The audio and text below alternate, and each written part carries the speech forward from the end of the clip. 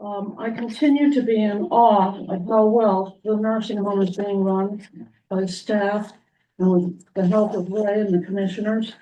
I completely am in awe of how structured the budget is in such a way that we don't really have increases. One of the members of the House and our delegation said to me yesterday, they felt so sorry for the people not getting raises. And I said, yeah, I've noticed that there aren't real raises, but it's by union agreements. People feel grateful to work for the nursing home. They are acknowledged for the great work that they do at the nursing home.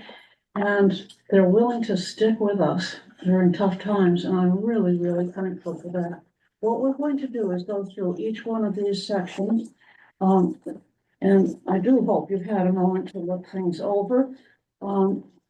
Some people may wonder, those who haven't been on the committee before may wonder how our administrator gets paid such a huge salary. Well, he runs two jobs. He's the administrator for the county as well as for the nursing home. And we are very, very lucky because we'll never get anybody to do that again. And Ray, thank you very, very much. So what you see for my salary, 80% of that is reported to Medicaid and is part of our reimbursement rate. The other 20% is, my work week is based on a 50-hour work week. By CMS, or Center for Medicare and Medicaid regulations, you have to have a full-time administrator. So my 40 hours is in Riverside and the other 20 hours is doing other county business. Every year, for a month, I keep a log, so that in about once every 6 years, we get an actual full-on audit by Medicaid. I mean, besides our regular audit that we have. So they'll look at that and make sure that my hours work out so that I can at least claim 40 hours for working at Riverside. But frankly, it's usually a few more than that. And I wanted to stress that as you go through the budget, remember that there are individual care plans for every single person who's a resident at the nursing home. They have individual diets, individual medical needs, as well as individual psychological needs. Their care is basically coordinated with them and any family members that they have, them and the healthcare professionals who recognize that every person is different. And when you stop and think of the food alone, you know, it's amazing how everyone has different diets. Some people lactose intolerant, some people have only soft diets, this, that, and the other. So please keep that in mind when we get to the dietary aspect of this. Ray, do you want to do any kind of overview on this? Just a quick thing. We're a 5-star rated facility, so we're one of a handful of facilities in New Hampshire that's 5-star rated. That's the highest rating given out by CMS. That's a combination, and that's not the state giving that out. That's the federal government giving that out, based on your inspection results, your staffing, and your general care for the residents that are in those 3 categories. Obviously, the biggest category focuses on your inspection results. So, and that's a kind of a 3-year average, although as your current year is being focused on, your second and third year back form less of an importance, but it's still a 3-year consideration. So the staff's done a great job. That has nothing to do with the building. It has everything to do with the care that's provided in the building. So the building is not counted as part of the 5-star rating. I got a question on this though. The first one, the administrative function goals. So there's a decrease of 129,138. I eliminated 2 positions. Okay. And let me tell you that one of the things that we've had a difficult time doing, about 8 or 10 years ago, there was a large cut in the budget, and it ended up us laying off a large number of people. And when we did that, it becomes very difficult to cross-train people when you don't have bodies to cross-train. So as an example, one of these ladies, one of the ladies whose job we did not fill, who retired January 1st, she spent a good part of last year training her replacement. And we decided that we would, with the help of Jill on this side of the street, we didn't need to fill the position. The second one was a second billing position. He left and with the skill of the billing position that we stole from Carroll County. And the fact that a biller from the jail knows how to do the doctor billing. So once a week, the biller from the jail will go over and, spend a few hours doing the doctor billing. So the plan was to kind of, to share the resources, and that allowed us to eliminate 2 positions. So it's just attrition.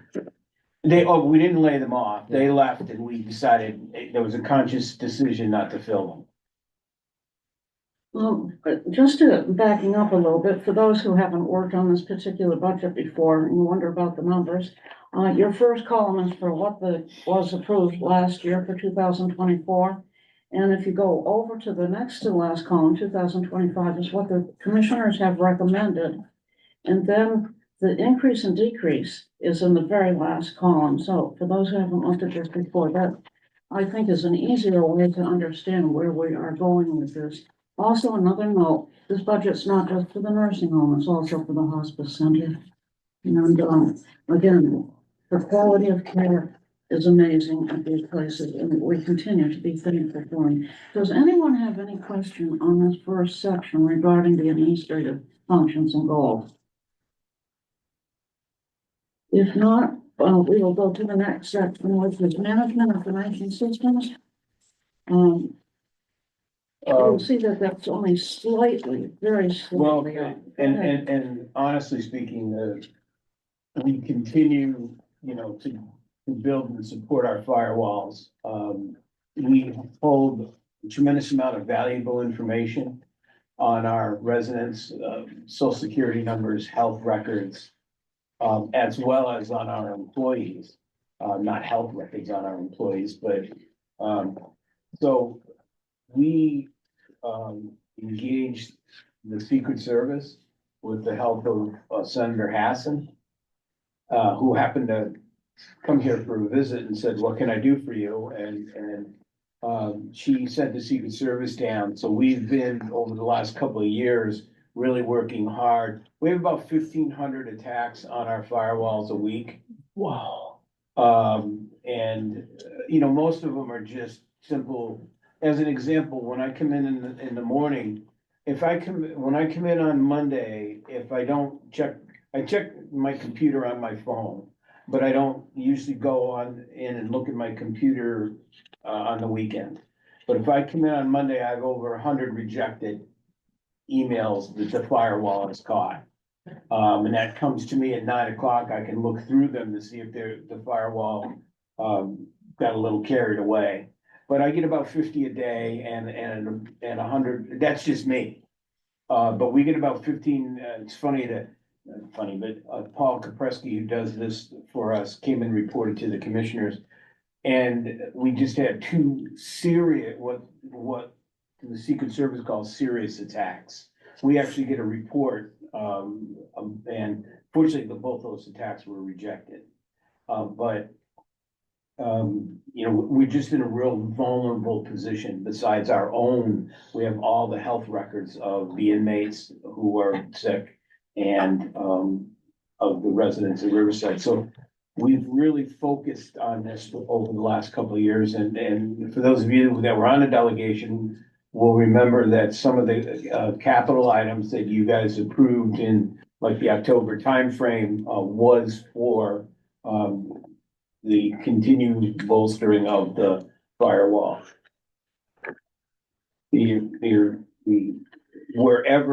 Whatever country they're in, because none of these attacks will come from the United States.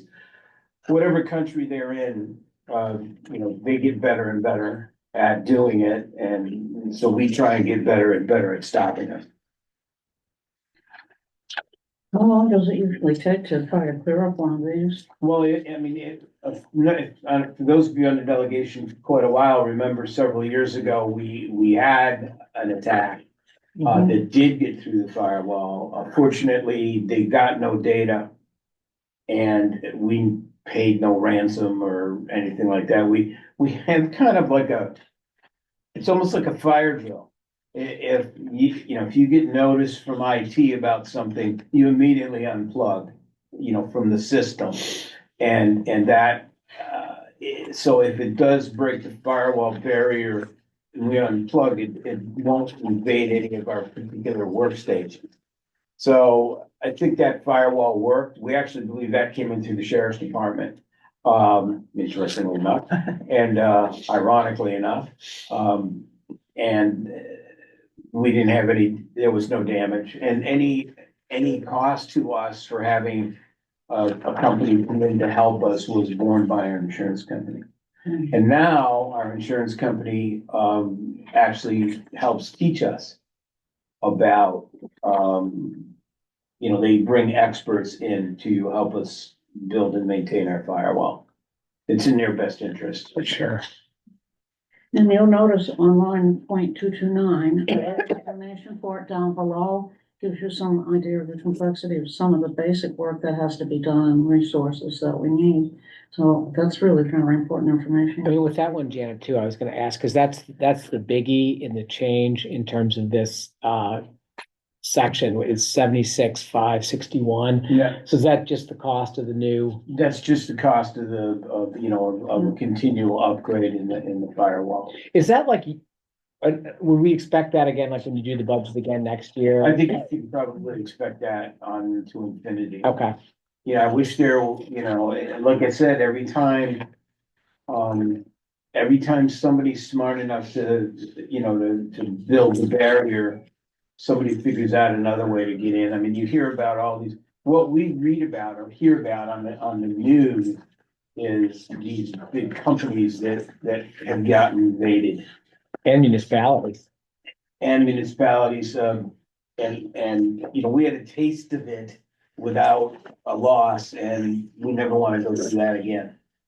I think Wentworth got hit with that. Yeah, and you could, imagine notifying, if we had any data going out, we would have had to have notified every one of these families and all their parents' social security numbers or relative social security numbers at Riverside would have all, for however long back.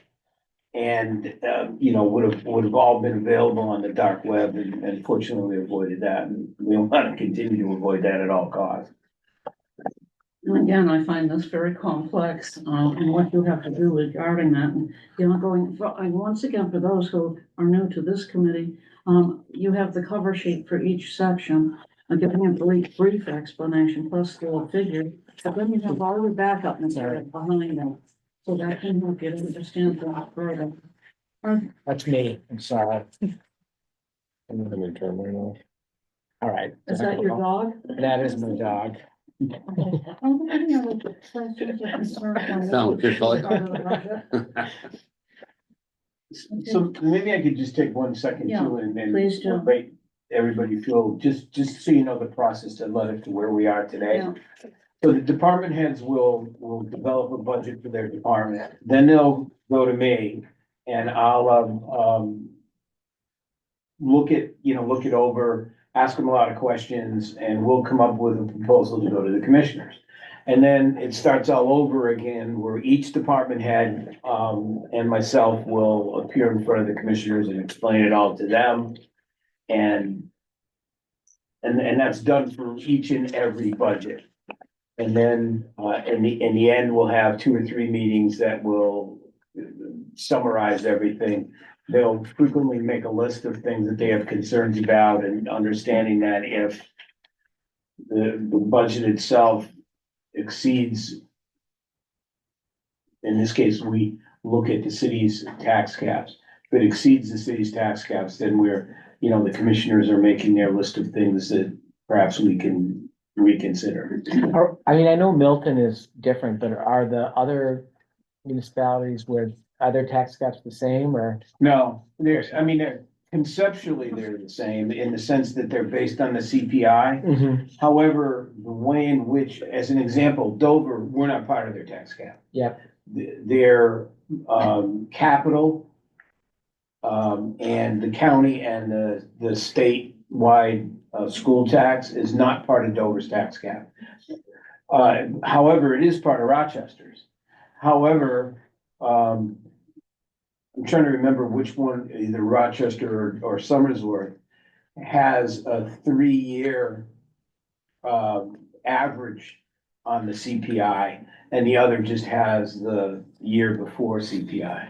So the one that has the 3-year CPI, of course, has this, pretty big cap this year because it Yeah, includes last year for the average. So it's not as simple as just, oh, well, we can call one of them up and we know that everybody's got the same CPI.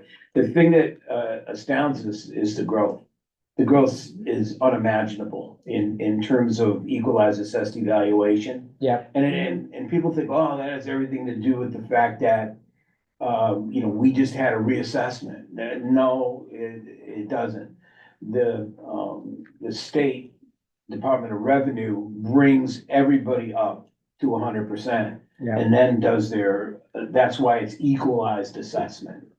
And then that's what, then our taxes are based on, growth.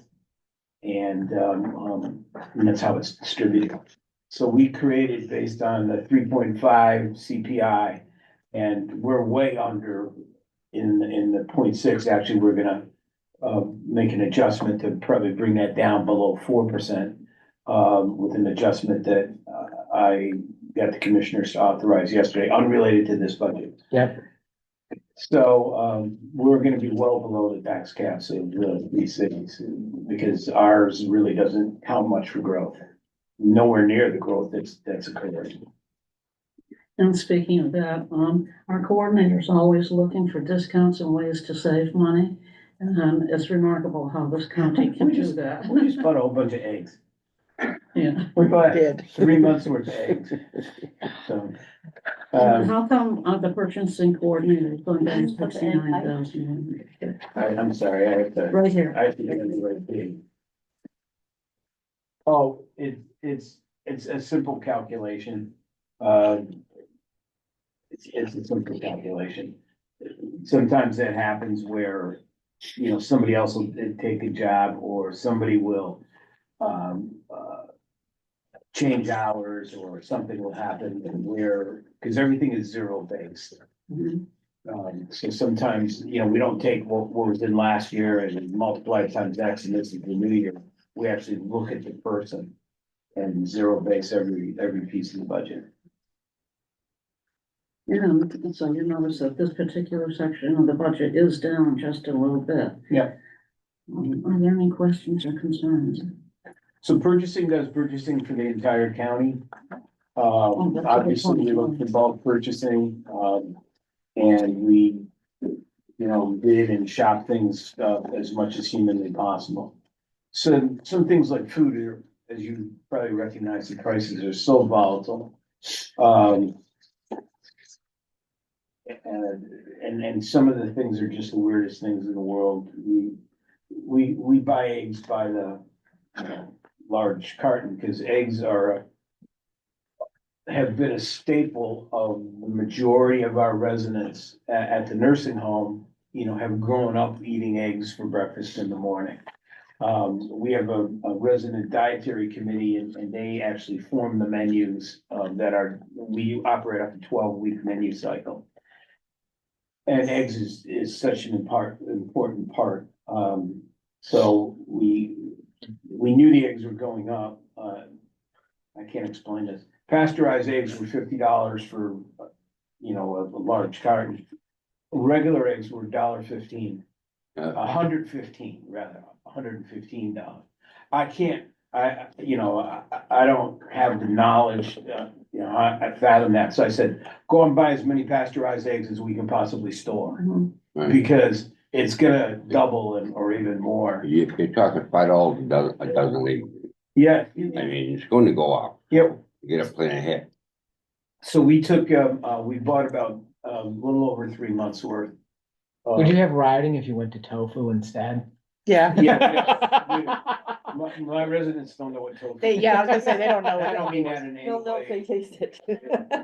Yeah. It's a generational. Just Yeah, throw it's that out truly a there. generational thing, and although we do have a handful of young people, in the facility, and we try and cater to their meal desires, we, I don't think tofu would work.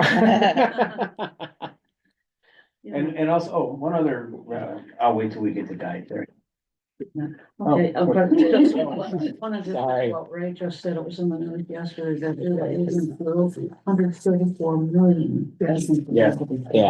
Yeah. That's big, so, yeah, get your eggs now. Yeah, we only got the 3 month supply because that's the life of the eggs, so we couldn't go any further than that. Because if we could, we would have bought more, but the life expectancy of the eggs only lasts about 3 months. I've heard on the Even news 300. this morning that there was a big egg heist of a New Hampshire egg company. Honest, it wasn't us. Oh, my God. I had heard that They too, stole a tractor trailer full of eggs. But yeah, it's, the bootleg and eggs. Yeah, Yeah. it's up north. Well, Yeah. it's a huge. 100,000 eggs on a hawk driver a truck.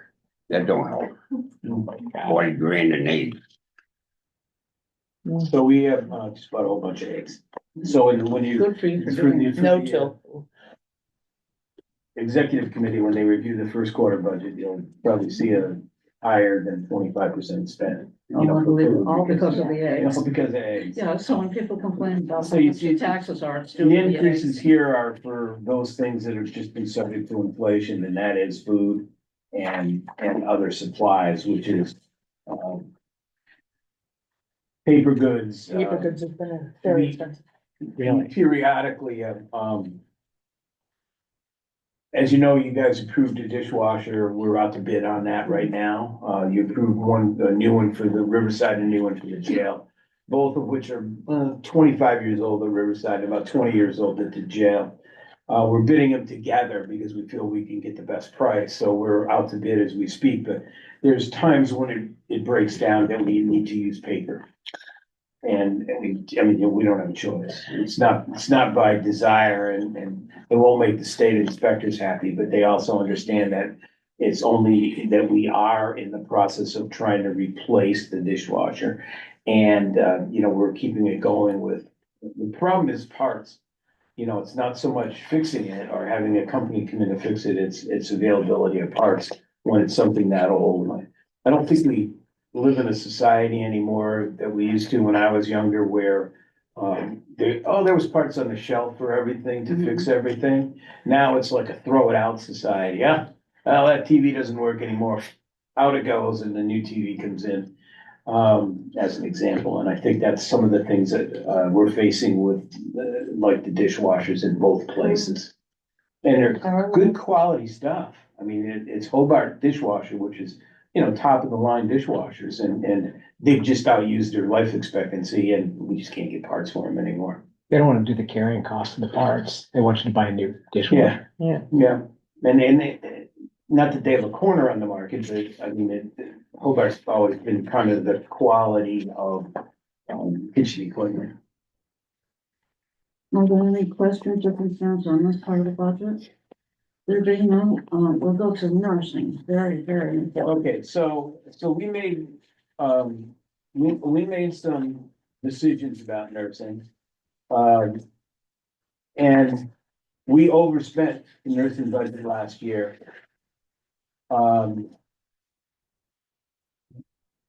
Because we felt we needed to do that in order to provide the care that we needed to provide. And we asked other departments to shrink back in their operations. I know Dougie got hit by that, and maintenance and, in order to make up the over expenditures. And actually this increase is kind of what we actually spent last year. The nature of the people that we are taking are just more and more difficult. In fact, I don't want to get way into confusing stuff, but how your reimbursement rate from Medicaid, one of the ways in which it's determined is they take the care that you provide to all your residents. And there's a federal form called the MDS, minimum, real sophisticated, minimum data set. Nothing, sounds like it has nothing to do with the nursing home. And you enter all your data on the MDS. One of the things that surveyors check is to make sure you're not cheating on your MDS, to make sure the MDS actually lines up with the care you're providing.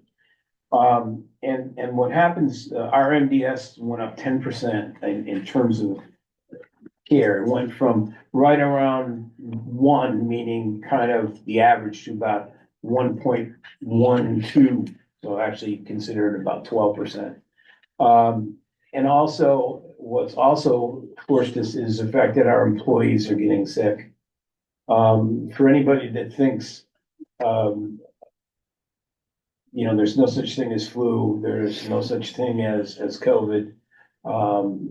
It's just not accurate. And, because of that, we need to replace them when they're out. We had 2 waves of COVID. Fortunately, we were able to confine them to one particular unit. So it didn't spread to, the whole facility. In the old days, it was like the whole facility. But obviously everybody's vaccinated. We do a bounty to encourage our employees to be vaccinated. The flu shot, you mean, and all that? Flu shot and COVID. As an example, I've had 8 COVID shots. Every one that's given the opportunity, I've elected to take it. And I also feel like if I don't take it, what's the incentive for any of my employees to take it? So I've had 8 COVID shots. I only had COVID once, and that was right at the beginning, before any vaccines were available. In any case, the point I'm trying to make is that about 95% of our residents have the vaccine. There's some families and or residents, if they're competent, that decided not to take it. And we're right around the same for flu. I've only had, say this out loud, I've only had 1 case of flu, during this particular flu season. We have some neurovirus going around now as we speak on one of our units, but it's kind of coming and going. Like we'll have a couple have the diarrhea and vomiting. The thing with neurovirus is it's usually 24, 36, 48 hours and it's gone. Problem is it's highly contagious. So my employees get it, the resident, it kind of passes It's its way also around. vicious. Yeah, it can be. So fortunately, though, I think it's close to have worn its way through. Yeah, it's the latest strain that just came out with it, so we have a little bit of a different strain. Our infection control person has been on it, but I think our residents are now kind of coming to an end. We kept it mostly on one side of one unit, and they're coming off now, precautions, things like that, so, You're saying different strains of the norovirus? yeah. Yeah, there's different strains now, just like there's different strains for the COVID, different strains for the flu but like I said, we only had 1 flu case, and fortunately, we have a protocol. You have flu, we immediately start you on Tamiflu, and we do your roommate and your bathroom mates, because that all rooms are double and all bathrooms have 4 people. So we have used by 4 people. So we just put everybody on Tamiflu. Tamiflu has almost no side effects. So it's like, yeah, it's just a prophylactic move on our part. And it's been, well, that was effective because he's over the flu and nobody else got it. Are you seeing so the MDS increase, are you just seeing a year-over-year trend that you're getting more challenging patients? Yeah, in and you know nursing what, home? and we should be. I mean, we should be encouraging everybody to stay at home. I mean, we want, look at, in the next 40 years, the number of people 65 and over in New Hampshire are gonna double. And the number of 85 and over are gonna go up even more than that. You can't continue a system, the joke is, like it was for the jail, if you continue doing everything like you're doing it, someplace is gonna have to be one whole big nursing home, just because of the numbers. So one of the first things when somebody calls us for admission to Riverside, we'll say, have you availed yourself of home care? You know, have you talked to your doctor about utilizing your Medicare benefit for staying at home? If you have assets, rather than use your assets to pay the nursing home, use the assets to pay somebody to help you at home. Because it's impossible to, just the numbers are overwhelming. I mean, obviously, I'm not gonna worry about it. I'm gonna be one of those people. But, you know, at my age, but we've done that for the last number of years, is to try and keep people out. Because some people are actually happy to be in a nursing home because it relieves their pressure of them caring for themselves, or the pressure it puts on their family. However, most people would rather be at home, and I don't blame them. So if there's something, we're doing our jobs if we're keeping people at home. And being a place of last resort. I believe Mr. Schmidt's got his hand raised and wants to ask a question. Good morning, everyone. You're all looking good. Thank you very much for the opportunity to address you. As most of you probably know, the state of New Hampshire is right at the top in the nation in terms of incidence of these various different diseases that we're confronting, which you've been discussing. I'm wondering whether we are facing any problem with norovirus in the nursing home, because it's an especially virulent disease with some very nasty side effects. But are we protected to any degree against this tremendous incidence here in New Hampshire? Thank you. There's no protection for norovirus. I mean, there's no like vaccine like you could have for flu or for COVID. Correct. So we've gotten one side of one unit, probably half the residents there have had symptoms of norovirus, but that's just about gone now, except they've given it to my employees. So, you know, we're in the process of hopefully getting it out of that. The one thing, if anything, if there is any advantage in norovirus, is that again, it's a short duration. It's not as long as COVID. It's not as long as the flu, although it's a little more contagious. So it's kind of a give and a take. How do you manage that when you have 4 people for one bathroom? It's a challenge. I mean, we'll obviously, we do have bathrooms in our tub room. I mean, you know, Yeah. so if the bathroom's needed for more than one person at one time, we can always use the tub room as a place that has another bathroom. So it's a challenge for our employees. We do staff up a little bit if we need to. The other thing that is a new regulation is a lot more gowning. Now, anybody that has any form of wound, has a catheter, has any kind of long-term serious infection that might be under control, in the sense that it's in their body, but they don't have any symptoms, we have to gown and glove for each person. Now, hospitals don't have to do that, mind you, just nursing homes. So it's a Center for Disease Control came out with this a couple of years ago, but I think because of COVID, the CMS, the Center for Medicare and Medicaid, never really picked up on making it part of their regulation, meaning our operating regulation. But it is now. But we must have 25 people that we need to gown up for every time we provide care.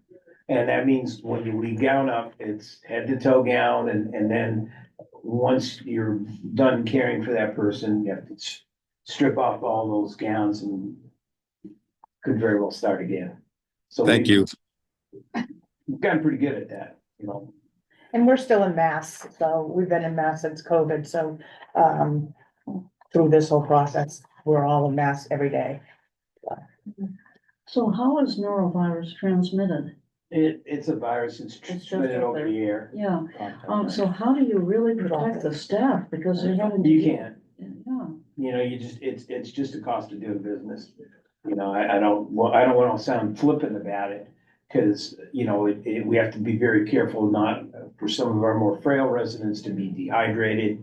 You know, we have to be really cautious and about that's a that. big thing with norovirus, dehydration. Sure. You know, skin issues that could come as a result of it, or being in bed, those type things, so, you know, it requires staff to be very diligent, not only with just the gowning and such, but also their own self-care and clean and everything to maintain that, so it's a lot. I noticed in the budget, of course, that oxygen and other supplies, both of those line items Yes. are up. What can you tell us about?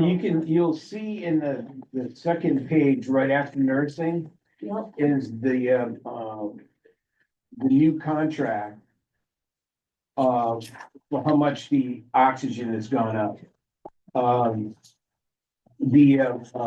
You know, we frequently will steal off state bids. Obviously, the state has more bidding power than the county has. So I do have to go to the commissioners, get them to waive our bidding process and get them to accept the state bid. Invariably, the state bid's the cheapest because, you know, they're buying a lot. You know, and so a lot of our vehicles, in this case, oxygen has just gone through the roof. I wish I could tell you a good reason, other than I think the previous bid was just so low, you know, that they were probably losing money on it. But everything's gone up, unfortunately, and that's what you see. It's a reflection in nursing for the cost of oxygen. And that comes and goes based on our population, so the changes in needs for oxygen has increased too. We have a lot more residents on it and on higher volumes of oxygen than we've seen, so it changes from person to person and based on what their care needs at that time, so it does change, but it went down. I think last year we cut it back and we ended up going over because of the increase, so it was a very high increase. this is making me think of the swallowing situation, what, the testing for it. Oh, can you tell us on? Yeah, we actually, I'll talk about it if it's okay with you. We'll Okay, go wait ahead. till we get to occupational Sure. therapy because that's Okay. been, That's big. we've revolutionized our whole way of diet control over, it took us about a year to change around. But I'll wait till we get to occupational therapy on that. Good enough, yes, go ahead. So I noticed like with the new equipment, crossed out is the blood pressure cuffs and the blood pressures. That was done last year, I thought. Oh. They were purchased already, yes. I'm like, I can't believe. Mr. Schmidt had a question about the cost of the dishwashers. When do you anticipate having that?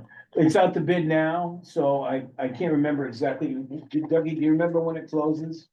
We have a preliminary bid coming from one of our main suppliers, and I've written the RFP. I'm gonna try to combine the two dishwashers, the one for the jail and the one for Riverside. Because there is some additional infrastructure that has to be done at the same time. We need to move some drains and there's gonna be some ductwork that needs to be done.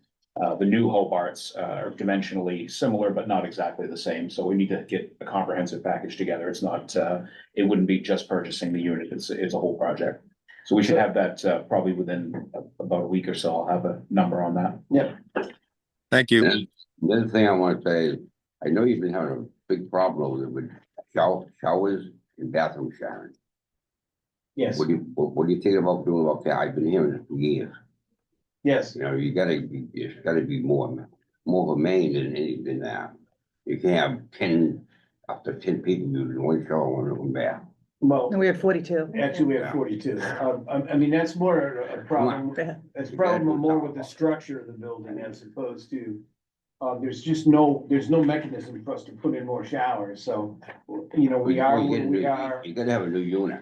We've been talking about this for like about 5 years now, Yeah, and nothing's done. we like. I can only tell you that I talked to the commissioners to try and get some consensus at their meeting yesterday. What they're proposing to do is, decide amongst themselves, what they'd like to pursue. They want to get the budget passed. Yeah. Once the budget's passed, they'd like to discuss with themselves, between themselves, a unified approach and then reapproach the delegation. So that was my marching orders as of yesterday. It makes sense. Yeah, that's the marching orders I got from them yesterday. It's funny, I didn't mention, we talked about it just yesterday. Keep on pushing it. It's gotta be done. Yes, sir. It's On our way social overdue. behavior unit, the next session, can you give a little background on that? How we were, what, the first, or one of the first in the state? The state Medicaid, approached the counties, try and get 3 units established, throughout New Hampshire. So there's one in the western part of the state at Cheshire County, there's one in the center part of the state, which is Hillsborough County, and there's us. The agreement, and it's simply because physically at the time, we were better equipped to handle it. So we made an agreement with the state that we would help Carroll, Rockingham, and us, you know, as our kind of section of the state. And population wise, that's about a third, you know, when you throw Rockingham County in, because they're so large. So, in addition, there is a number of people, I want to go, you all probably know of the backup at the state hospital.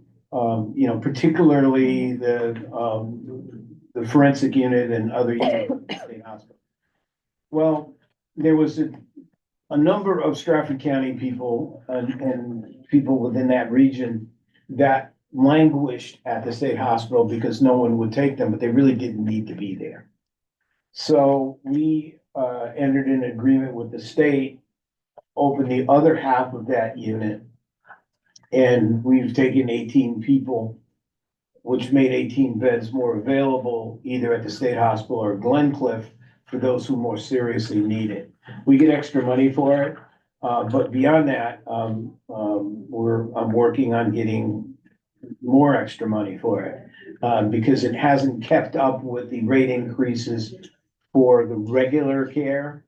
It's an opportunity for us to tackle a little bit more revenue, and I'm working with the head of Medicaid to get some special allowance for that. He has the authority to make certain rate adjustments.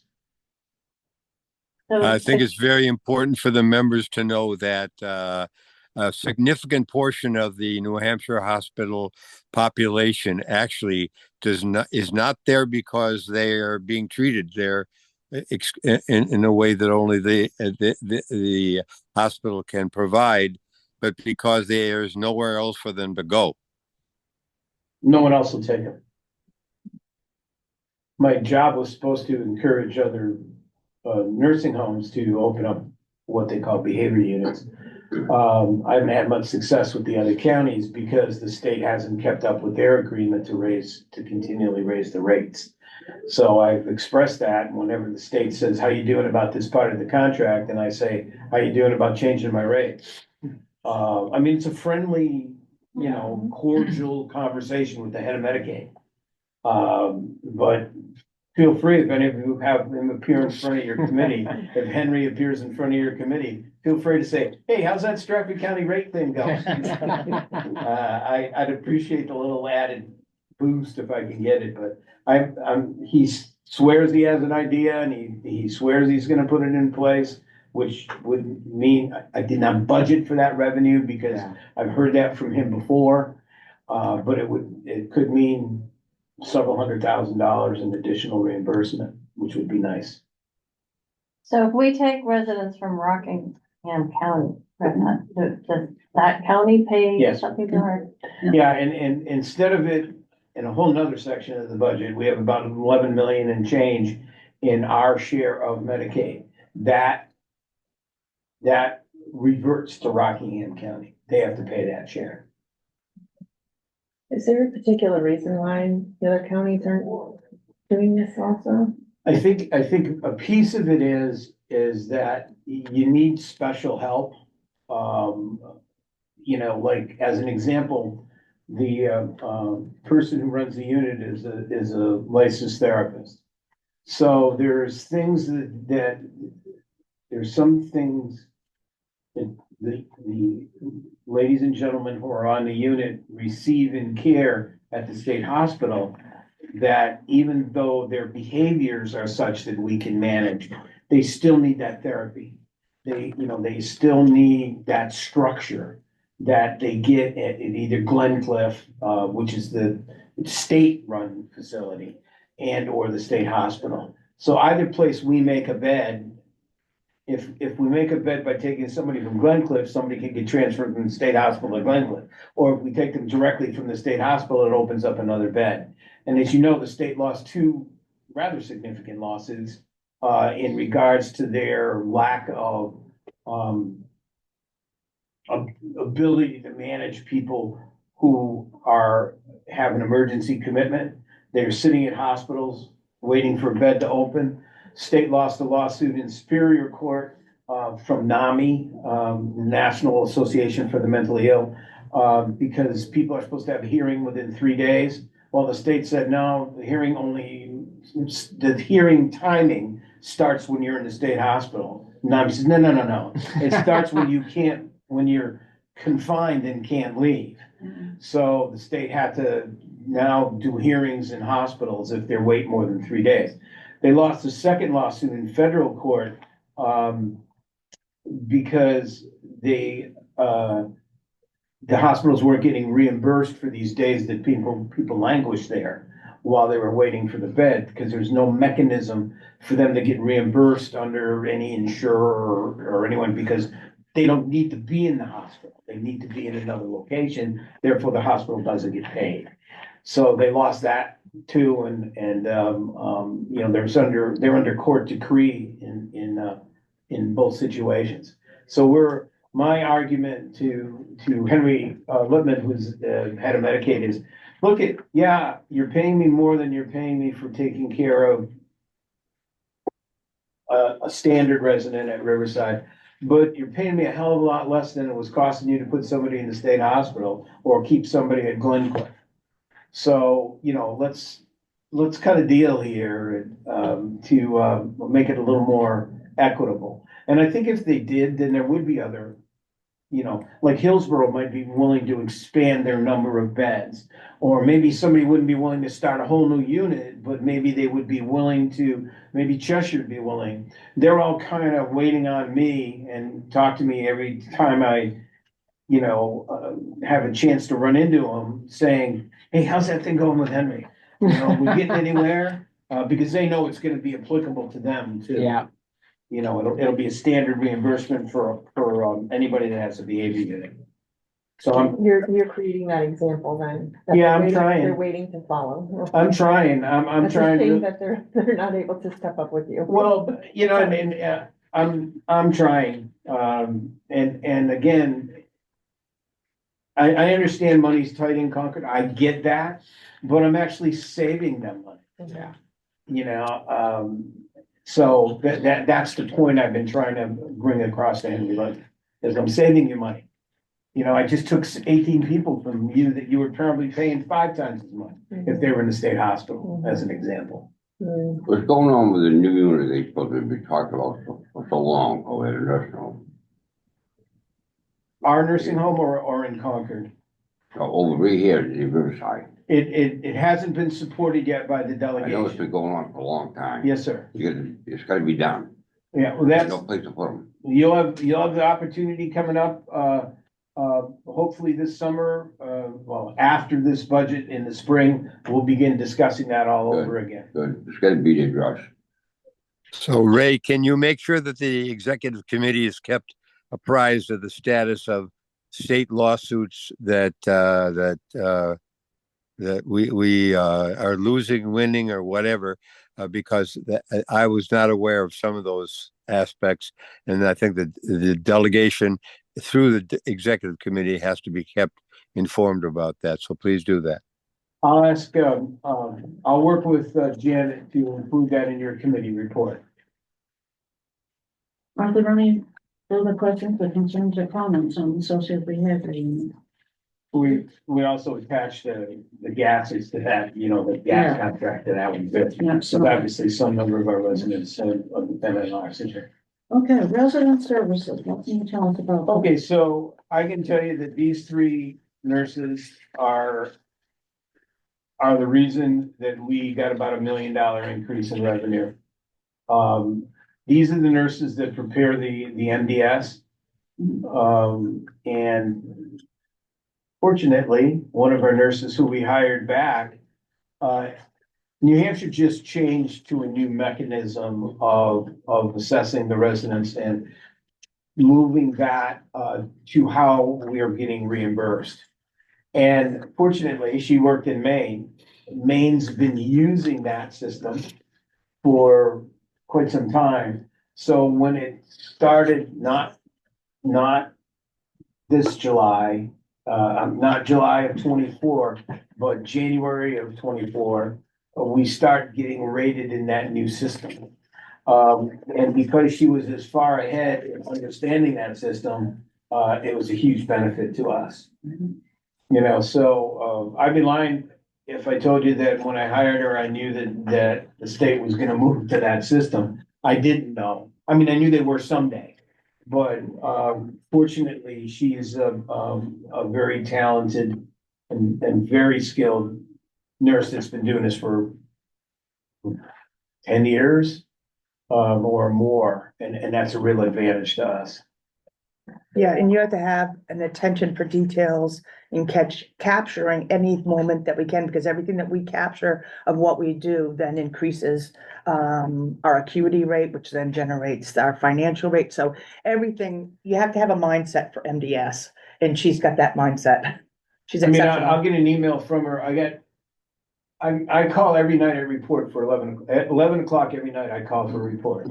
Well, we took somebody on admission yesterday that when I got the paperwork, it didn't show that this particular person had a very serious wound.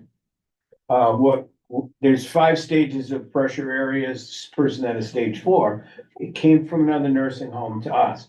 So when I heard report, I immediately texted Dee, and emailed 3 or 4 other people saying, hey, did you know that we were taking this person with a stage 4 open area? I mean, I wouldn't say it's unheard of. I've never heard of a stage 4 at Riverside, I can tell you that. And at 12:30 and 3:30, I got 2 answers.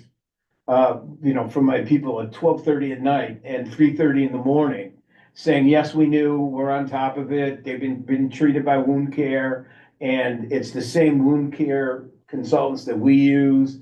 So, you know, they knew about how the wife felt about it, what they want done. So I got this whole answer at 3:30 in the morning. So I guess I'm not the only one that doesn't sleep nights, but she was one of the ones that answered at 3:30 saying, yeah, no, we know, I'm on it. I know about it. I've already started the coding for it and the whole bit, but a stage 4 open area that means you're looking at the bone.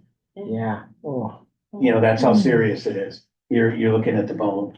Is there any recovery from anything like that? It depends on how cooperative the resident could be and how willing they might be to stay off of it, frankly. And there's various treatments, we have a nurse that's certified in wound care, but we also use a doctor from the outside who, it doesn't cost the county any money. That doctor bills directly to Medicare or whatever insurance somebody might have. And they come in weekly and we look at every wound. We even look at a cut on your finger, you know, because it's a potential infection. So, but that was a shocker to me. I've never seen, in all my 40 years, I've never seen a stage 4 open area. And we've never had one. So of course, that cost me about an hour's worth of sleep going, Oh, no. But this that's, didn't- that's a low this end, though. didn't- This didn't slip by us, did it? Oh, no. Fortunately, it didn't. Right, and the thing that probably that goes hand in hand with that is that what you have to understand is that residents that lay in bed and stuff will get bed sores and things like that. Yeah. We're responsible for everything that happens with our residents, so say a bed wound goes to like a stage 1 or stage 2, we're evaluated on those things Yeah. and held responsible for them, so why it's important for us to know that we have a stage 4 is because anything that happens from that point on, we own if we're not doing the right thing. So it's important for us to have a handle on the very basic wounds because they could advance to something more serious or a serious stage 4 coming in. Or if you didn't catch it, they would suddenly say, did Oh, yeah. stage 4 happen under your care? Right, yes. You know, absolutely. but also if it wasn't made plain to us when this person was transferred, because this person was in a different nursing home who couldn't manage him any longer. When this person came to us, I might have been in a position where I needed to report that other nursing home. If they didn't make it clear to us at the time of admission, I would have an obligation to report them to the state. But fortunately, in this case, they did everything they're supposed to do. So I have no need to report. So I went a little early this morning and re-talked to my admissions person. Oh, yeah, we knew, I've talked to the wife, I got the whole rundown, so I felt better about it. How often are the plans of care and the MDS assessments on every patient resident done? A main MDS is done once a year, a quarterly MDS is done quarterly. And there's an MDS done every time there's a significant change in a resident's condition. So it just depends on the resident. I mean, I can tell you that we probably don't have any residents that don't over the course of a year have at least one significant change done. And the theory of the MDS too is the MDS, the document itself drives the care plan. So every resident, of course, has a care plan. Even the gentleman that was admitted yesterday, by today will have a mini care plan. You know, like how he eats, how he transfers, how he, how his bathroom habits, how much supportive care does he need? And I'm saying he because that's the example I'm using. All of those things are done within the first 24 hours because they vary by the shift. So, you know, what you might see on days might be different than 3 to 11, that might be different than 11 to 7. Does he sleep all night? You know, all of those things are done in a mini care plan. And then, you know, over the next 21 days, we have to do a comprehensive care plan, which again is mostly driven by the MDS. So if you, depending on what your score is on a particular MDS, the computer will say, hey, you need a care plan for this. And some of it is the computer will tell you you need the care plan, but the genius part of it is what the care plan is. So it'll say the problem, it'll say the intervention, and then it'll say the desired result. That's the 3 columns on a care plan. And some care plans can be 25 pages long. Some could be 6 or 8 pages, but some of the more comprehensive care plans could be 25 pages long for somebody that, you know, has this series of particular issues.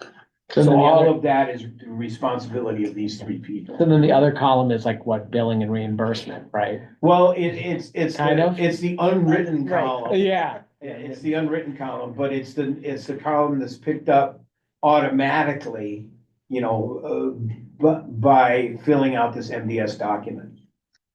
And then we have morning meeting every morning, we have risk management every week. So when there's conversations like that may change care plans or we're constantly editing and adding things in for interventions and things on care plans. And then that translates into the MDS. Those get changed in there so that we're properly recording everything that we do. So it's pretty involved. So if we have a resident, as an example, I'll give you something simple. If we have a resident that missed their chair and slipped to the ground, so that will require an intervention on our part. Okay, it could be something as simple as reorienting the resident, could be something as asking them to use the call bell instead of trying to get into their chair or out of their chair themselves. It could be something as simple as changing their footwear, putting, strips on the floor that are like gripper strips. But we also are big proponents of gripper socks. That if you've ever been in a hospital, you get those gripper socks. We use those, quite a bit. And, so any of those things, or it might be if they're weakened, it might be more time in physical therapy. But those are all things that we decide every morning at 9 o'clock at morning meeting. Except Dee went to morning meeting this morning, not me, so I was getting ready for the hearing. Anything further on this section? But the whole department comes to morning, all the departments come to morning meeting. Okay, moving on to the Riverside Rest Home maintenance. Well, Dougie's here. It's an old home, what can you tell us? Good morning. Thank you, Madam Chair. Yeah. Good morning, everyone. For those I haven't met, my name is Douglas Kane. I'm the maintenance director for Strafford County. Taking a peek here at the 2024 fourth quarter for Riverside and the annual review. We were at 103% for the budgeted amount.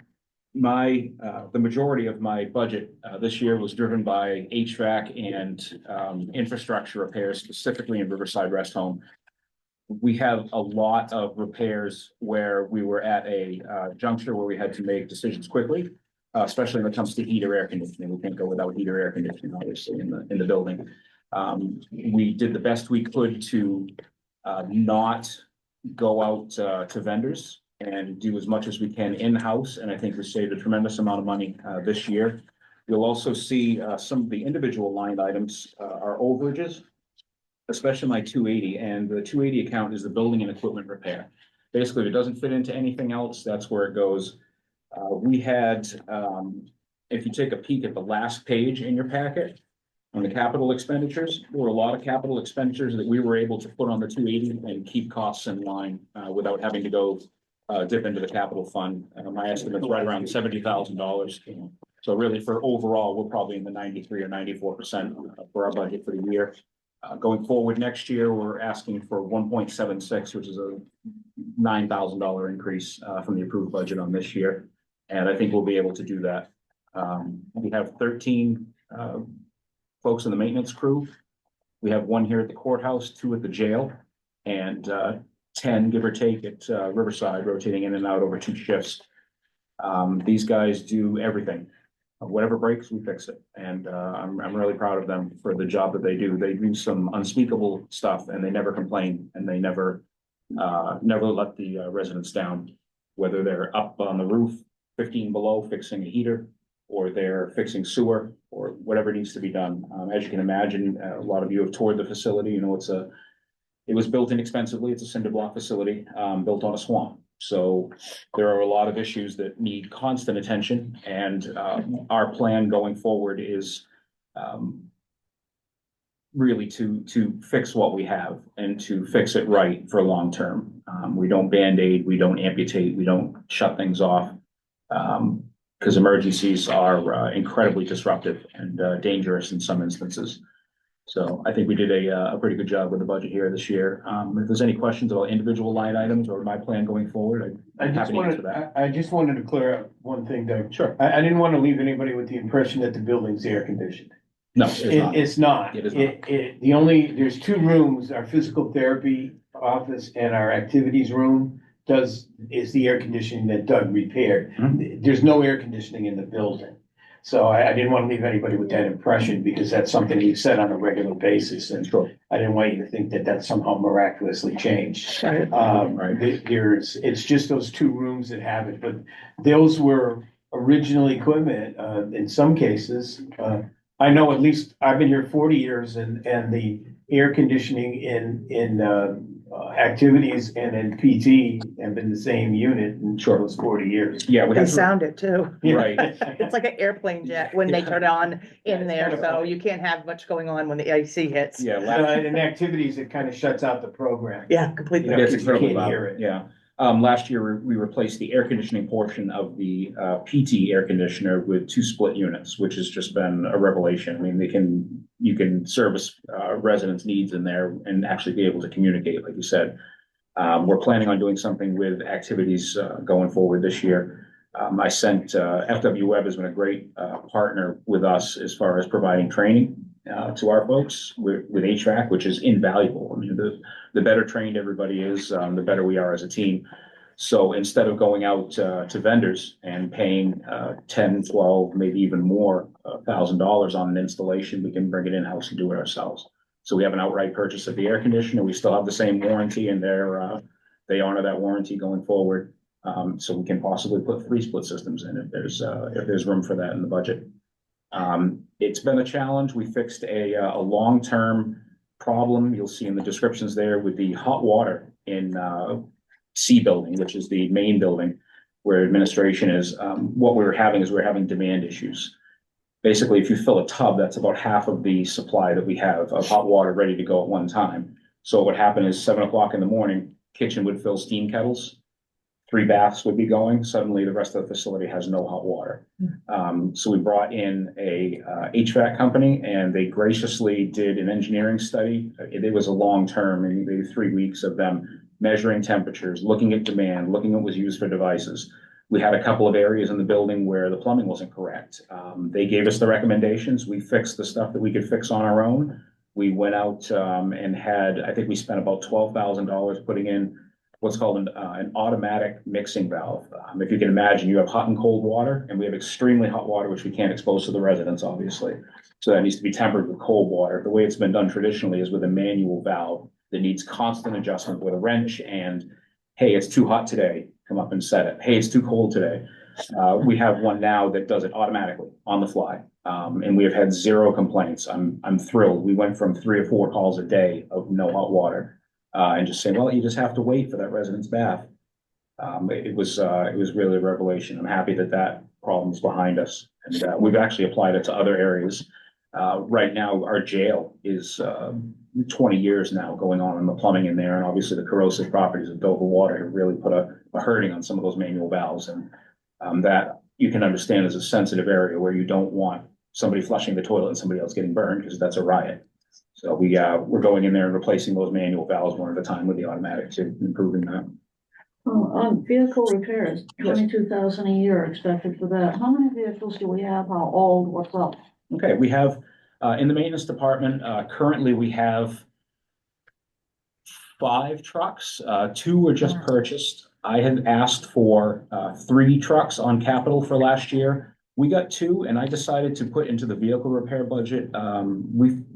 We believe that one of our dump trucks was worth putting some money into to get another couple of years out of it, rather than spending the 70. We spent about 8,000 in body repairs and some rust work.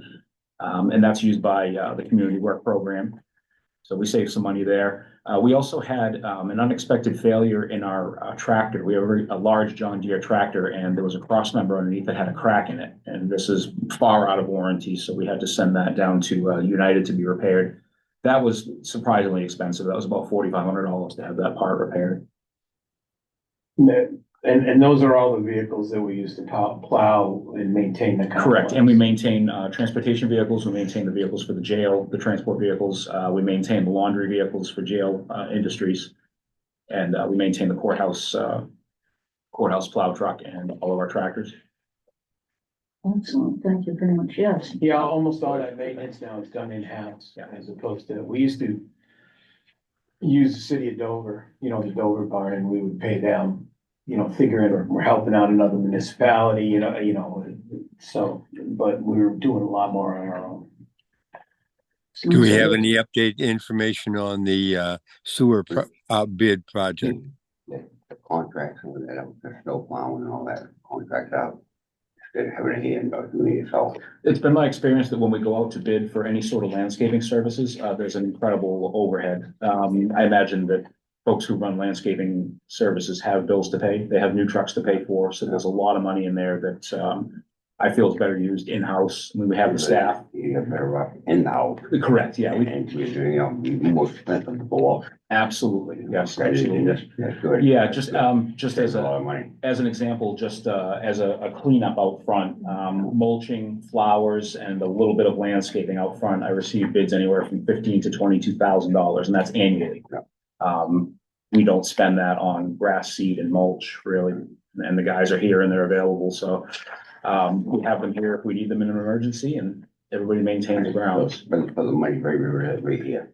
Correct. Didn't find it out. And there's a few of us that work here, including George McGuire's, who comes up and helps plow. Somebody helped we plow don't last get paid night. for it, but I mean, it's you Any know, complaints about the parking lot out here? You can see where he plowed last night. We had an extraordinary circumstance, and this has become an annual thing. We were discussing recently, just the norovirus. My department has 4 people out right now, which is, 40% of our staff, due to norovirus and pneumonia. That's pretty serious, this year. So everybody pulls together, and, Administrator Bauer, yesterday came to me and asked if I needed somebody to plow. I said, sure, go plow. Please plow the courthouse, please. So, he was over here for a couple hours plowing and, maintaining the facilities, so. We were admiring it this morning on. and they were all, and that's not true. They were all giving me a hard time about finally finding, after 40 years, I can finally find something that I can do. That was the comment. It's my old truck too. I mean, I was out shoveling. I didn't It even was get my an own truck. experience thing. I was shoveling the front Yeah, walkways. 3 or 4 people started last night, they I was out plowing and shoveling. They were teasing me. And you got it at 6:30 last night. They didn't trust me behind the wheel of It the was truck, going so I just shoveled. And in turn, my staff is available to other departments in emergencies and, activities. They help in activities with residents. Quite frequently, they help with dietary if it's time to move food up to the units and things like that. Anything you do to make things go smooth. Okay, moving indoors to laundry and sewing, that's all. It's pretty much a status quo, that the, laundry for the linen for the facility is done at the jail. Mhm. And the personal clothes of the residents are done at Riverside. It's impossible, the temperatures are so different. That are necessary to clean linen, that it really needs to be done separately. And there's no way that can be done, in the same equipment. So when we built a new jail 20 years ago, we put laundry equipment in there that can manage the laundry for the jail. So it does the laundry in there, which is done by inmates, with supervision. That is done, they do Riverside's linen, the jail's linen. We were doing linen for Wentworth Douglas for a while, when they had, needed some help when they had COVID going, which they paid us for.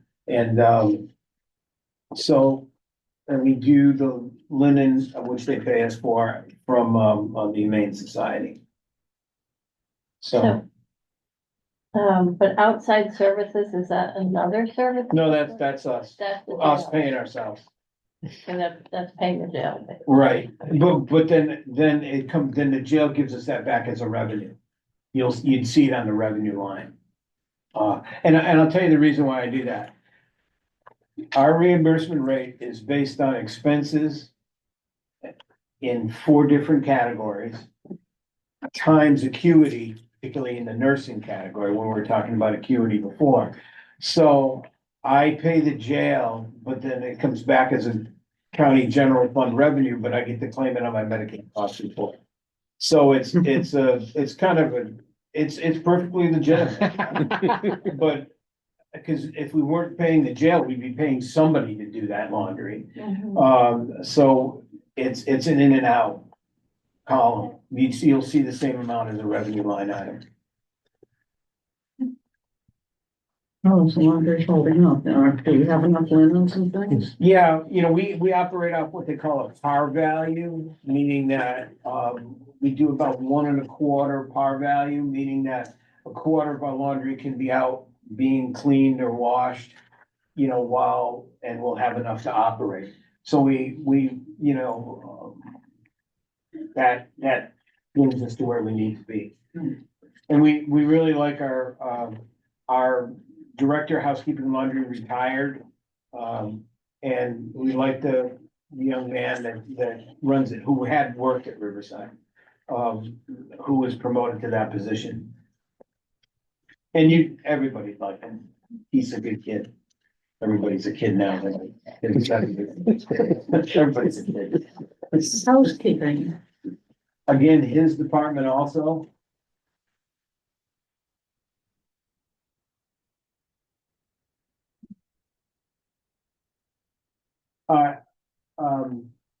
When we knew we were overspending in nursing last year, I met with all the departments and asked if they could contribute to help with the over expenditure. His assistant retired, and we simply just didn't replace her. So we kind of gave a little promotion to one of the long-term employees who kind of keeps an eye on things, but we didn't replace his assistant. And he said it worked okay. So we didn't replace her this year. We moved her out of the budget, which is why you see the decrease.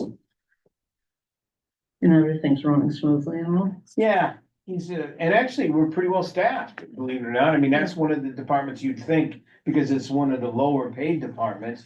You'd think that that would be where we'd have a hard time getting help, and we actually don't. No. No, we're in pretty good shape. And it's a pretty consistent team, you know, with it being one of the lower paid type departments, you'd see a lot of turnover, and we don't.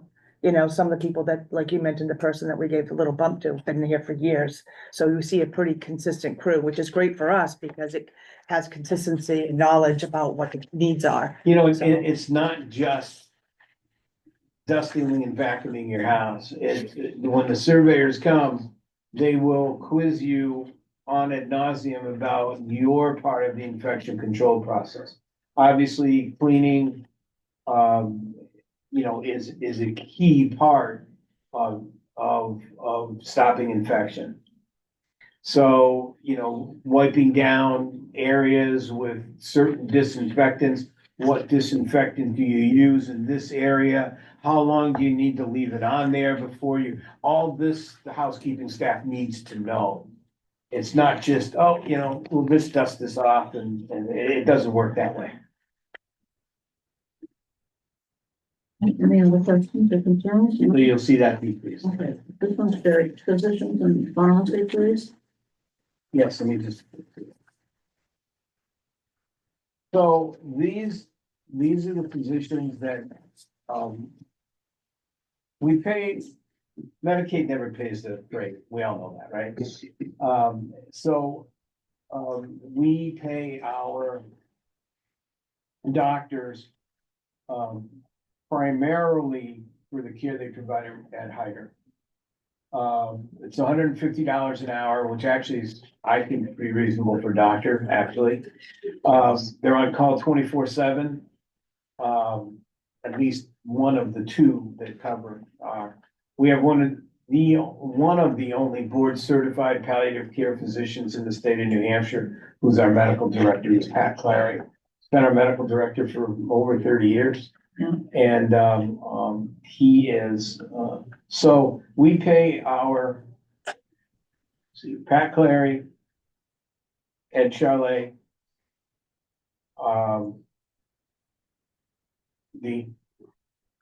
third doctor, Dr. Malari? Dr. Malari, we pay them a stipend and we bill for them and turn over the billing to them. But most of the cost is Hyder. You'd have to appreciate no doctor, no nurse practitioner, unless you're specially trained, will touch Hyder. Cause you're immediately, by the way, you're immediately on the state list for prescribing, for the drugs that are prescribed. The state keeps a list, right? Of, during the lawsuits to the pharmaceutical companies, the state created a registry, so to speak, of providers and how much they prescribe of certain types of medications. And that's all the medications we use at Hyder. You're talking about fentanyl, certainly morphine, but morphine's of limited effect, because if you have organ failure of any kind, then morphine doesn't work. So a lot of it's fentanyl, and that's our biggest, it's also pretty expensive, but that's our biggest cost. So we need somebody that really knows what they're doing when it comes to those kinds of prescriptions. And, when you have somebody that's actively dying, they could make 3 or 4 different prescription changes in a day. You know, and the state who surveys us, because Hyder's surveyed like a nursing home. You can't give like this general order, you know, that says, well, you can increase if this happens and you can increase. It doesn't work that way. You've got to be in touch with them. And the nurse needs to describe the symptoms. And then the doctor needs to make the adjustment. And they can make minor adjustments by having the patient have control over a certain amount of medication that's administered to themselves. But if that no longer becomes adequate, or we want to change that from what's called a PRN or an as-needed medication to a permanent medication, you know, we need doctor permission. So they come in every time there's a new admission, see them themselves. I think there might be a misconception on the part of people. Hospice docs, the doctor that's in charge of the hospice does not go to Hyder. We take from all hospices, we have contracts with 7 hospices, but it's our own docs that provide the care. And in turn, we get 85% of the reimbursement for particularly general inpatient hospice, which is about $1,100 a day. Oh, that's right, I understand what you're saying. Sure. Do you mean to community hospice areas, like in the area that are providing hospice in the community? Are those the ones, Those are the Yeah. ones that refer to us. right, towards the end? Right, when they can no longer manage, usually it's, or it might come directly from the hospital, but they've had a hospice intervention, you know, while they were in the hospital, they had a palliative care meeting and the families picked a hospice. And that hospice realizes that they can't manage them at home or in any other setting. Now, they might come to us, so they come to us for 2 various reasons. One would be true end of life, which is called general inpatient hospice. Or the second one would be a respite. You're entitled to 2 5-day respites per year if you're a family caregiver. Now, theoretically, you're not supposed to live on hospice for more than 6 months, but there's ways to continue that 6 months, you know, a little bit longer. So I guess the easiest way to say it is you're entitled to 5 days of respite for every 6 months. And the other part is there is times at which, I don't want to say somebody will recover because that's not accurate. I mean, they don't, their terminal illness is still with them.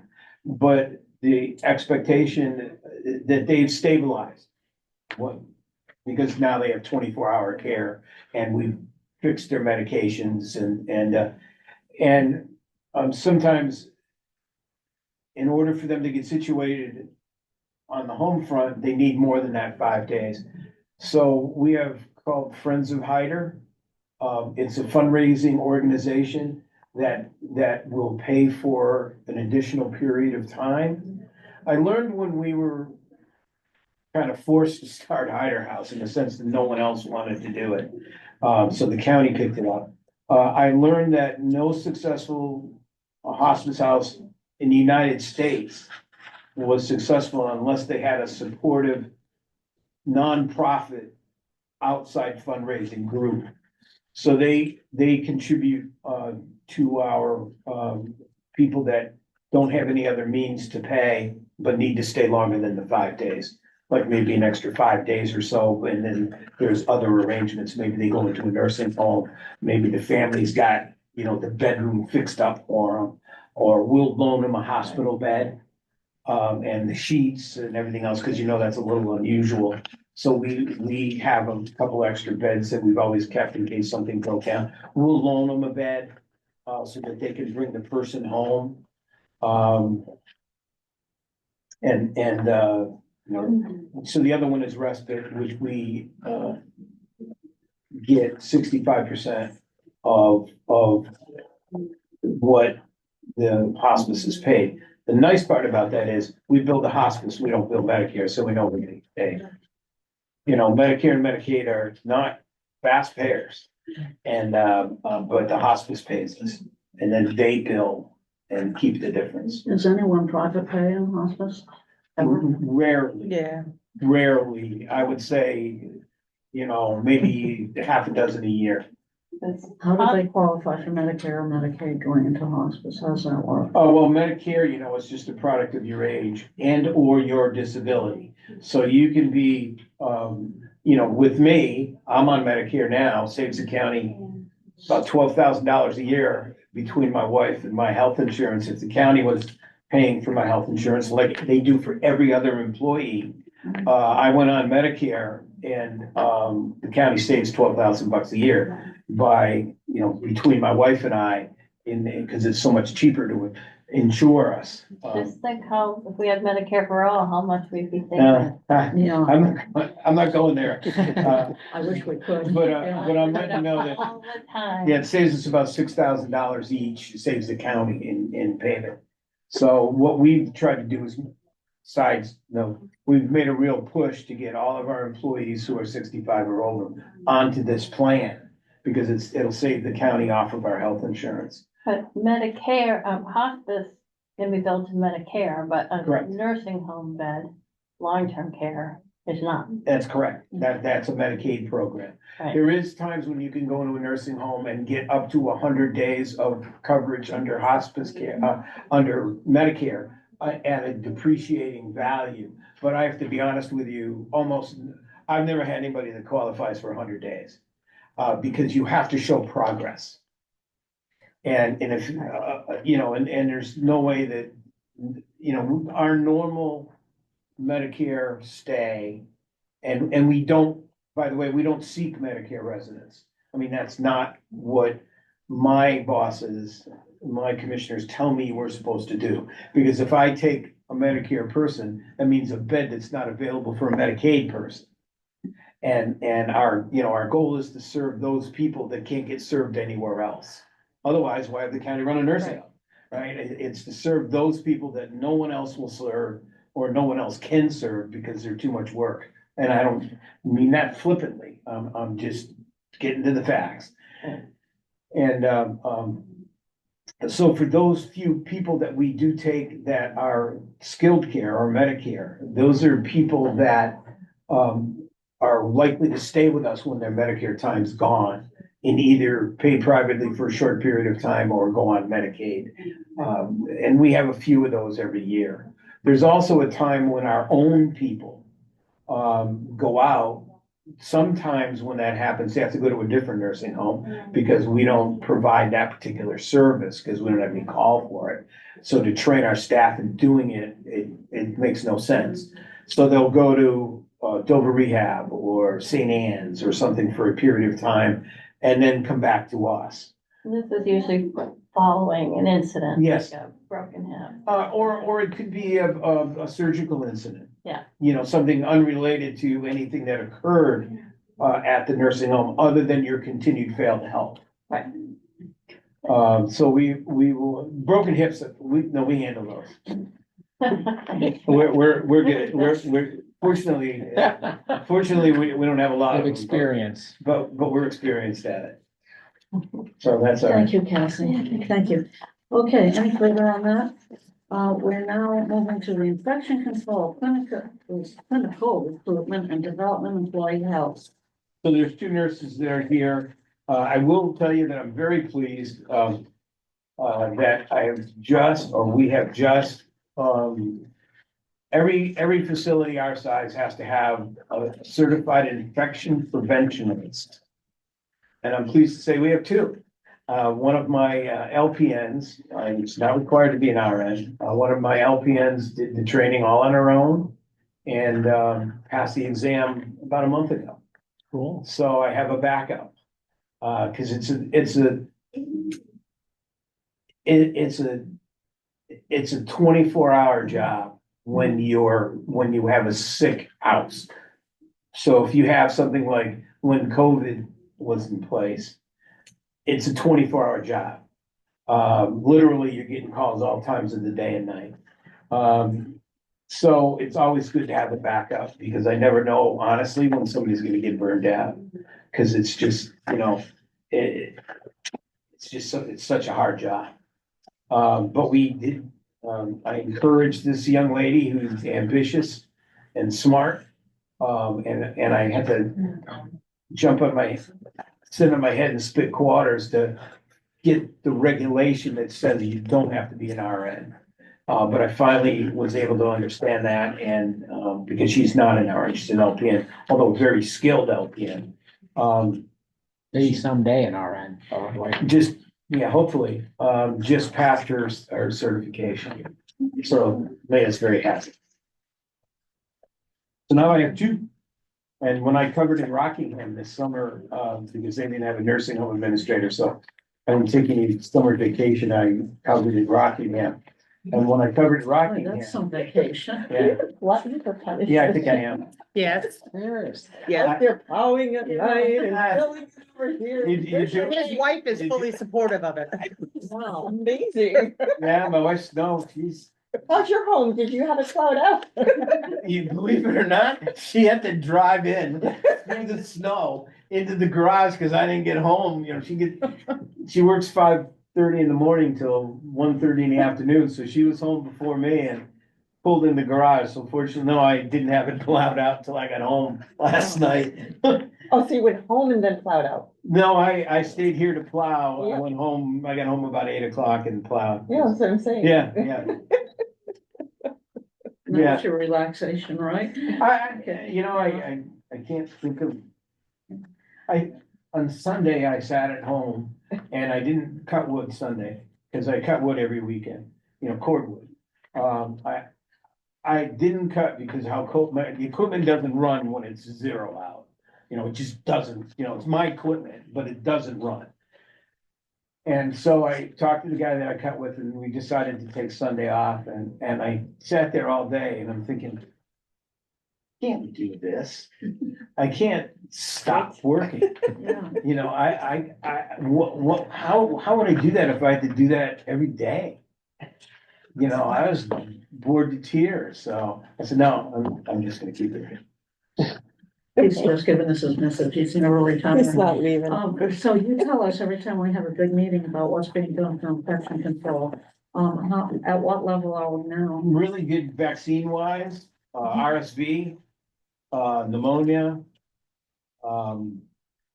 They changed the RSV vaccinations. I am just now old enough to get it. It used to be 65 and over, now it's 70 and over, to get an RSV vaccination. We have had one case of RSV, in the last year.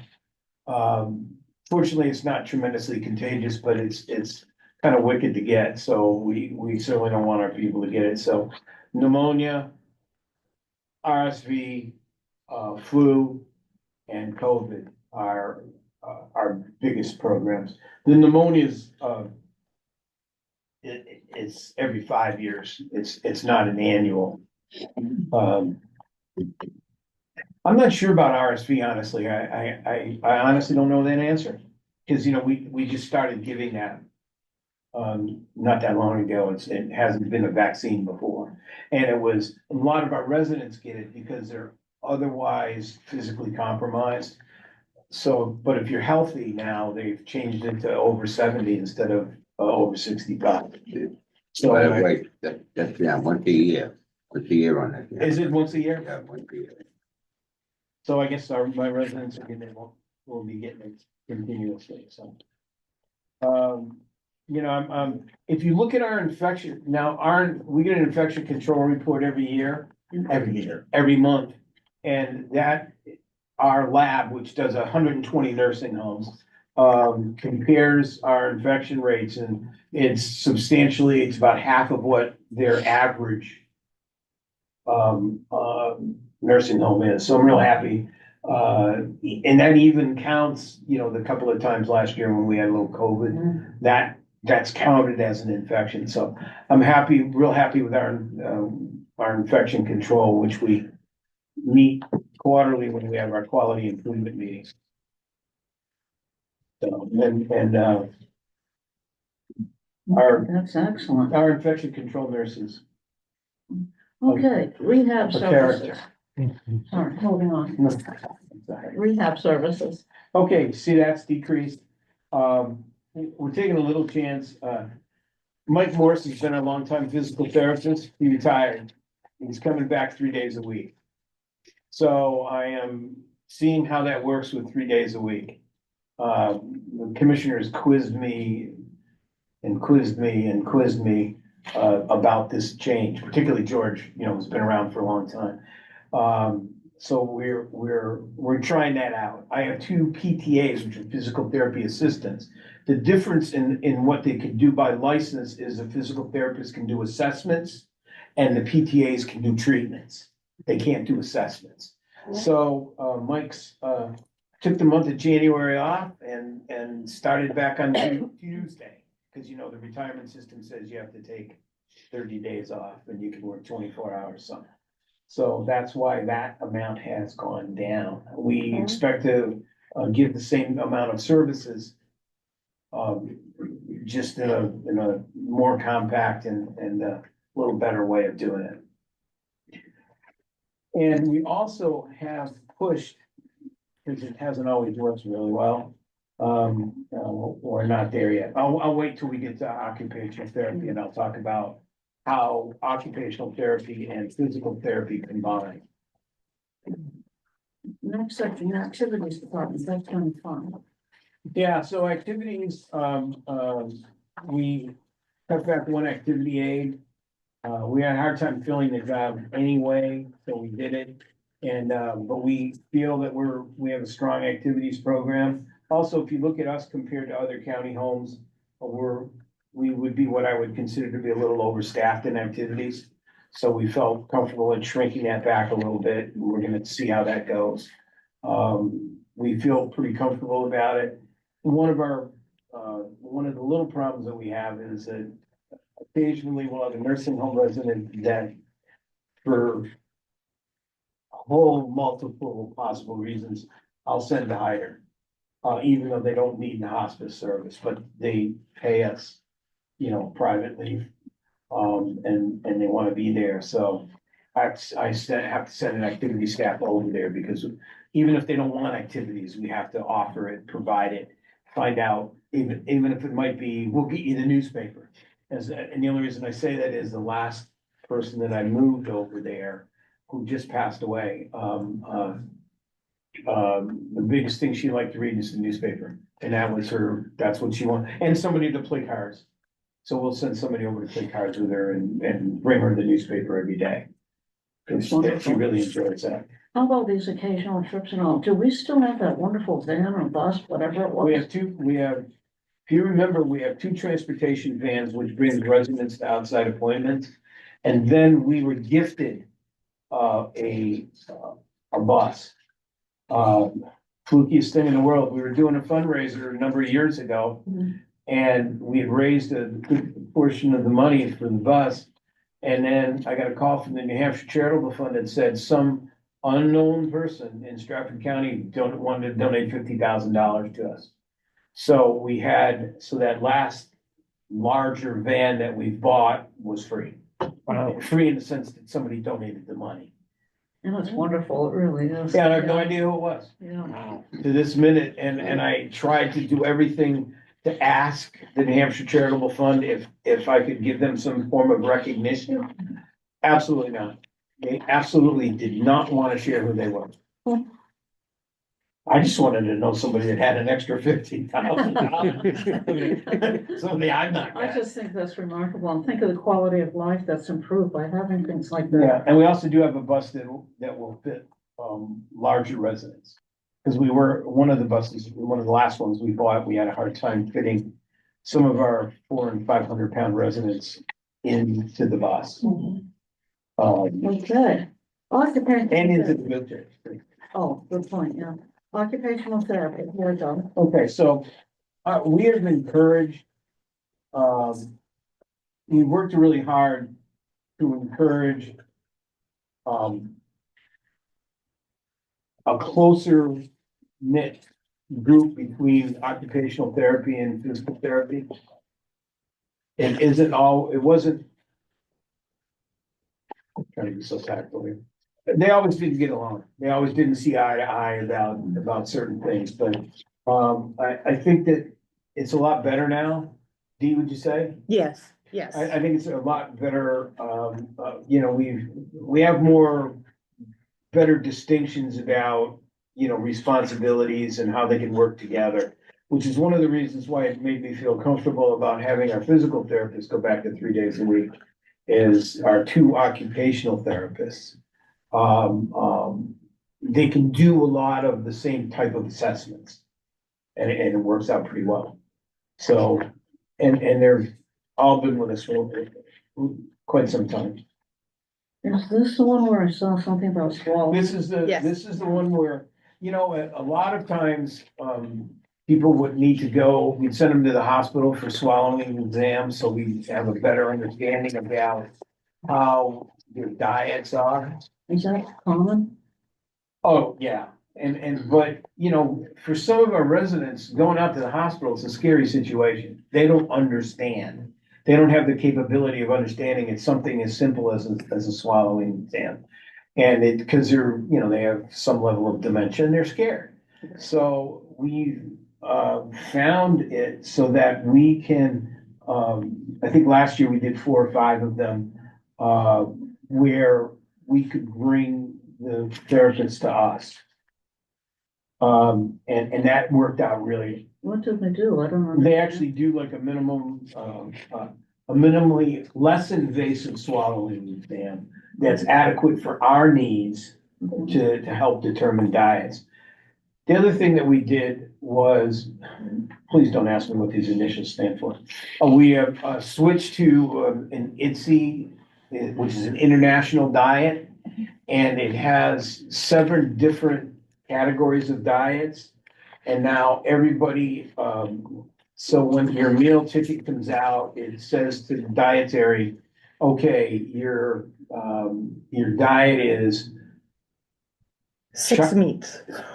6 meat, 6B, everything else, and then that relates to a texture that what it is whether it's chopped or ground or pureed, whatever it is. So they evaluate all that and then determine what the appropriate diet is. And then that's conveyed on every ticket so that when someone goes to feed, they know exactly what texture and what amount of food and what they can and cannot have. because it, you know, it can make a big difference in Sure. terms of somebody choking. You know, now sometimes we'll have families that are resistant. And they'll say, I don't care. I don't, you know, one of the few things left for my dad, who's always liked to eat, is, you know, having his food, you know, and so we then put special arrangements in place, like they can't eat unattended, you know, and things like that. And the family understands the risk of choking. I just had it. Well, a county employee happens to have a mom and dad at the nursing home. He doesn't care. He wants his dad to be able to eat what his dad wants to eat. And he ended up going to the hospital. I called him. I said, geez, I'm really sorry, you know, and he said, hey, I'm the one that's told him to do it. You know, I'd still like to reach out to the families like that and say, I'm really sorry, you know, that the ABC happened or whatever. But he said, no, he says, and you know what, when he comes back, I want him to do it again. That's just, I Oh my understand that. Wow. well, you know, If that's all they've got left, right? that's all they I got guess. left. I mean, we've taken I'd be one of everything those else from these people. Oh my God. Yeah, we've taken everything else from these people. The other thing we do is, our occupational therapist will call the families to make sure that whatever they might bring them in for snacks is consistent with their diet. Because we've had it in the past where they'll bring something in that is of texture that they wouldn't get, that their family has agreed to, but that they wouldn't get at Riverside, but all of a sudden they just don't think of it and bring them in something that they shouldn't have. And so that, that's another, and then we document that, you know, that conversation. So Any other comments or questions on this section? obviously all appearances would show that I'm not one that would be willing to go. We'll keep that noted. Thank you. Social services, please.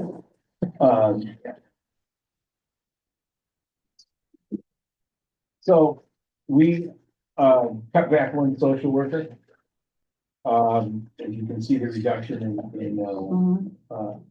Mhm. we simply split the unit coverage up in a different way. The other thing is, what allows me to do this too, is I think my most junior social worker is Who's the most junior? a unit two. But Diane? Diane Roy worked for us in activities, Right. went to school, got her degree, and then we had an opening for a social worker and she got the job. So she's worked for us for 20 years.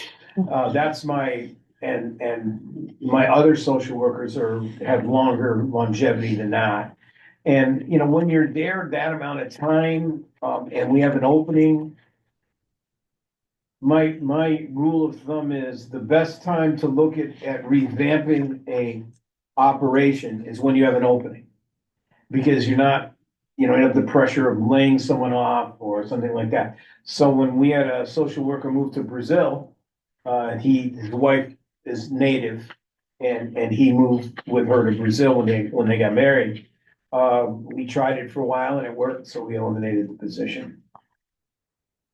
It's really and he was a really great social worker. But we were sorry to see him go, but you know, in the end, I guess Brazil was a better option. well, her whole family was Yeah. there, her whole, you know, and we kind of knew it was coming because he took a vacation there and got stuck there on COVID. So he couldn't leave. So he was gone for like a month. He was only supposed to go for 2 weeks, but you know, the country wouldn't let him leave. I don't know if the country wouldn't let him leave or our country wouldn't let him back in, one or the other. Both, maybe. Well, the social worker has a lot of responsibilities in terms of coordinating all kinds of And things. insurances aren't yours. We don't have to worry No, about that. that's all done by another section. And the last one would be capital, which there's almost none. Yep. In fact, there's none, There's no- except for $10,000 for mattresses. Money. We replace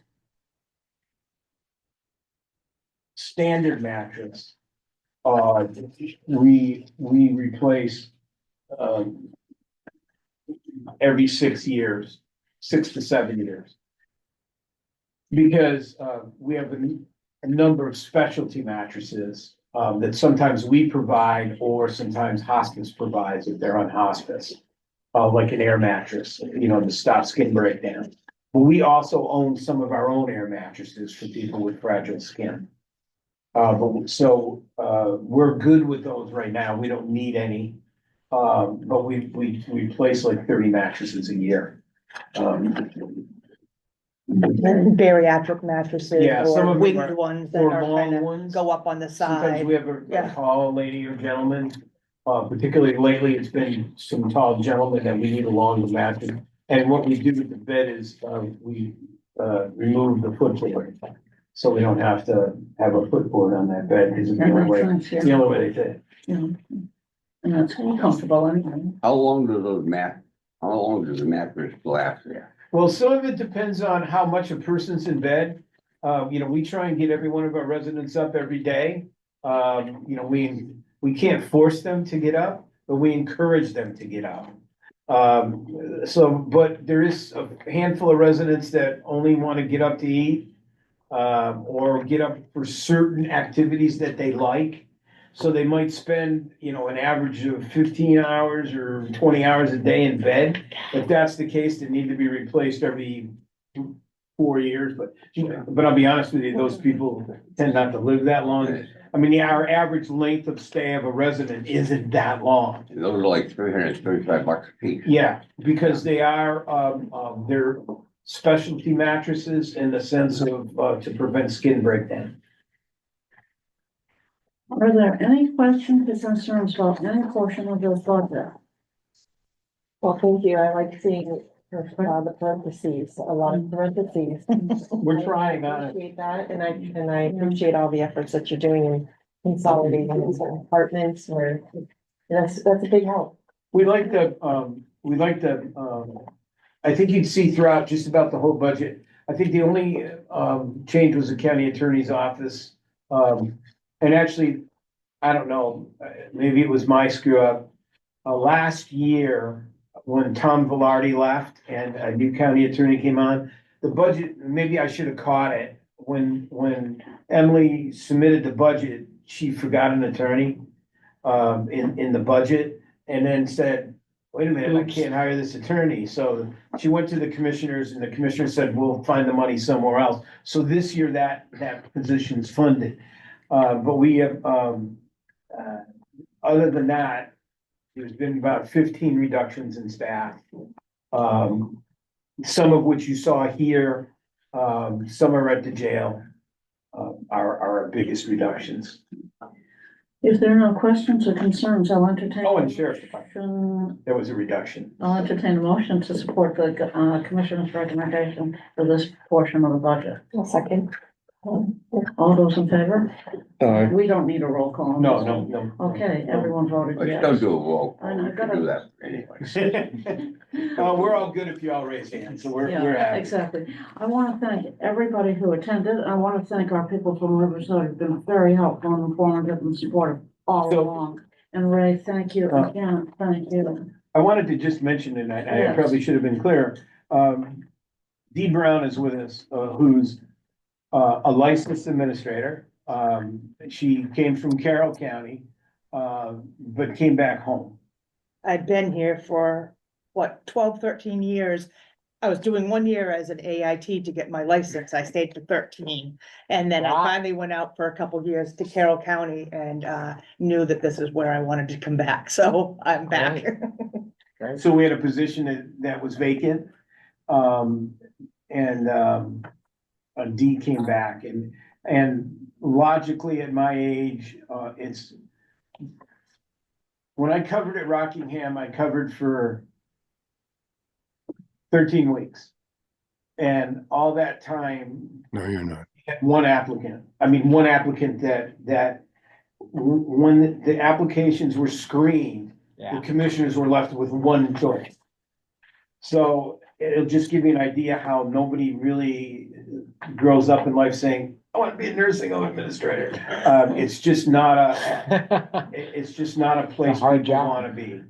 So, the fact that we had an opening and Dee has a license and we've worked together for a lot of years and we continue to work together on literally a daily basis.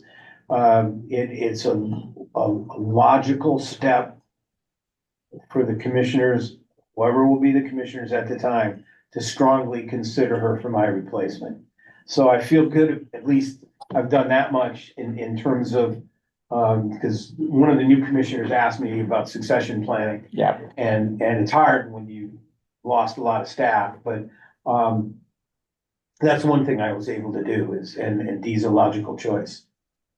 Well. Does she know how to plow? She's a lot younger than Teach her you how to are. plow. So, Not that much younger. anyway, thank you all very, very much. Help yourself to treats if you want them, and you did a great Thank you, job. guys. Ray. Thank you. Nice job. Somebody bring my coat back. Everything you need.